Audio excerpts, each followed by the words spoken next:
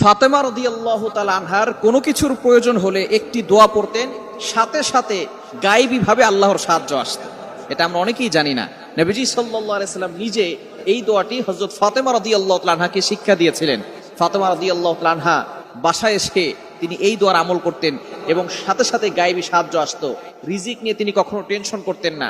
তার ঘরে খাবার ছিল না, যখনই খাবার থাকতো না তখনই এই দোয়া পড়তেন আর আল্লাহর পক্ষ থেকে গায়েবী সাহায্য আসতো। একবার নবীজি সাল্লাল্লাহু আলাইহি ওয়াসাল্লামের কাছে 6টি ছাগল হাদিয়া আসলো। হযরতে আলী রাদিয়াল্লাহু তাআলা আনহুর বাসায় কোনো খাবার নাই। হযরতে আলী রাদিয়াল্লাহু তাআলা আনহু, ফাতেমা রাদিয়াল্লাহু তাআলা আনহা না খেয়ে আছেন, হাসান হোসেন রাদিয়াল্লাহু তাআলা আনহুমা ছোট ছোট নবীজির নাতিরা না খেয়ে আছেন, ঘরে কোনো খাবার নাই। আলী রাদিয়াল্লাহু তাআলা আনহু মসজিদে গেলেন, যাওয়ার পরে দেখলেন নবীজির কাছে 6টা ছাগল হাদিয়া আসছে। আলী রাদিয়াল্লাহু তাআলা আনহু মনে মনে একটি শান্তি পেলেন, আর চিন্তা করতে লাগলেন বাসায় যাওয়ার পরে ফাতেমাকে নবীজির কাছে পাঠাবো আর বলে দিব নবীজির কাছ থেকে যাতে করে